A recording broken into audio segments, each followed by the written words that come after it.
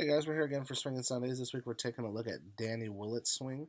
He has a unique thing he does is he has a really early setting of his wrist, but I'm going to point out the difference between what he's doing compared to when most beginners do it. You're going to see how his club is still working up the plane here. He's not rolling it inside, so that means his wrists are still working correctly. And when I say wrist, that's exactly what I mean. You're going to see how the rotation of the club is not taking place in his forearm. So I'm going to go ahead and draw a line straight down here. And you're going to see his arms are not going to be doing very much. So watch this here. You're going to see how his hands are pretty much staying right in place of where they were there. So there was no rolling of the forearm or the entire arm. It strictly was taking place in his wrist. And that's why he's able to get the club on plane compared to most of you when you do it. You're doing it with your forearm rather than just your wrist.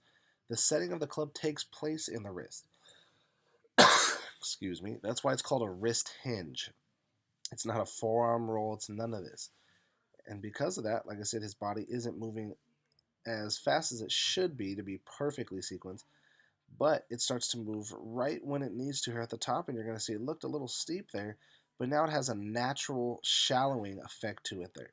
So just because his body is now transferring forward, and then once it reaches that foot, starting to naturally open, again, look at where this club is coming back down. Right on plane there. So kind of one of the things I was constantly talk about. Shallowing out does not mean you drop it under the plane.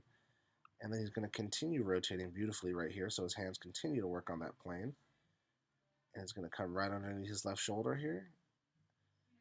And you can see here, he's not rotating anymore really. Everything's kind of done. He's naturally transferred weight, rotated open, and now his arms are just swinging freely through the golf shot.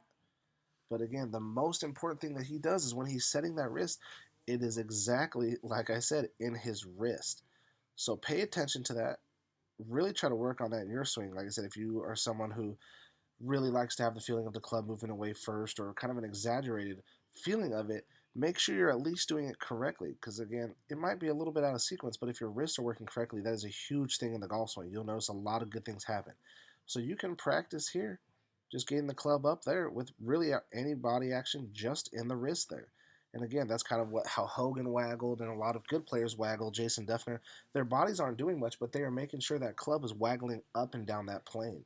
So take that from Danny Willett there. Really practice on how your wrists are working. Like I said, if you're someone who likes to set it early, it's fine. Just make sure you're doing it correctly there, and the rest of the body will be able to do what it needs to do to hit a good golf shot. So hopefully this helps you guys out. We'll see you guys next week.